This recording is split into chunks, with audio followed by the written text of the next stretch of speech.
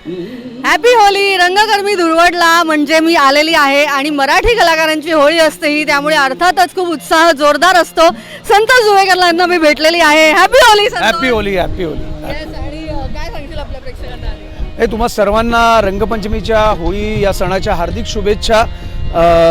रंग हे आपुलकीचे असावेत, आपलेपणाचे असावेत, प्रेमाचे असावेत, काळजीचे असावेत, एकमेकाबद्दलच्या आस्थेचे असावेत आणि तिरस्काराचे, रागाचे, दुःखाचे रंग बाजूला ठेवून हे रंग उधळणं जास्त महत्त्वाचं आहे. त्यावर लक्ष देऊया.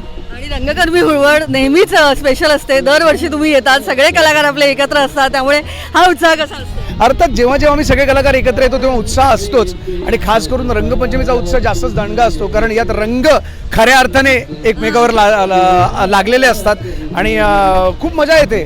मी वाट बघत असतो दरवर्षी या सणाची आणि मी देवाकडे हीच प्रार्थना करीन, हे वाट बघणं असंच राहू दे आणि जेव्हा जेव्हा हा सण येईल तेव्हा कुठलाही बाधा न येता हा सण असाच आनंदाने साजरा करता येऊ दे. संध्या, नेहमी तू आणि मुंबई आणि मुंबईचे सण हे एक वेगळंच इक्वेशन आहे आणि त्यामुळे कुठलाही सण असू दे तेव्हा तू त्यात असला पाहिजेस. हा तो जोश असतो जो सिनेमातही तुला पाहायला मिळतो आणि तुझ्या प्रत्यक्ष आयुष्यातही असतो.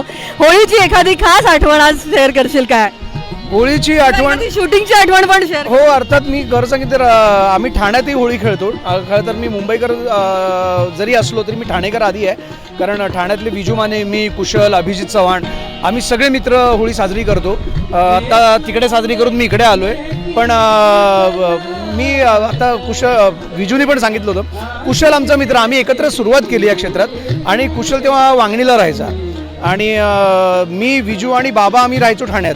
पण कुशलनी पण इकडे यावं, पण कुशलला ते जमायचं नाही वांगणीत राहत असल्यामुळे. पण आज आम्ही खूप मॅनिफेस्टेशन आम्ही खूप पॉवरफुली केलं आणि आज कुशल ठाण्यात राहायला आलाय. त्यामुळे आता आम्ही एकत्र 4 जण एकाच भागात राहतो आणि मजा येते आणि शेजारी झालं. आम्ही शेजारी, अगदी पक्के शेजारी झालोत आणि त्यानिमित्ताने बऱ्याच काही काही गोष्टी आता नवीन नवीन आम्ही 4 मिळून घेऊन येतोय. सो ते रंग तुम्हाला बघायला मिळतीलच लवकर. आणि एखादी होळीची आठवण छान. होळीची आठवण खूप आहेत, एक अशी नाही आहे, पण मला आठवत आहे शाळेत आय थिंक कॉलेजला होतो मी, तेव्हा मी पहिल्यांदा भांग, मला माहीत नव्हतं ती भांग आहे का, मित्रांनी मला पाजली होती. बासुंदी दूध आहे असं समजून किंवा काहीतरी मिठाई, काय थंडाई म्हणतात त्याला. मी प्यायलो आणि मला भूक लागली होती. मी जवळ अर्धा पाऊण लिटर प्यायलो होती आणि नंतर त्यांनी मला रसगुल्ले खायला दिले आणि त्यानंतर मला कळायला लागली की माझी बोबडी वळते, म्हणून मी घरी गेलो. म्हणजे मला मागून तेव्हा कोणीतरी हाका मारले होत्या की संत्या संत्या संत्या.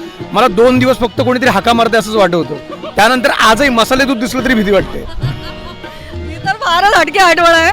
थँक्यू संध्या आणि happy Holy. Happy Holy. Happy Holy तुम्हाला सर्वांना. थँक्यू.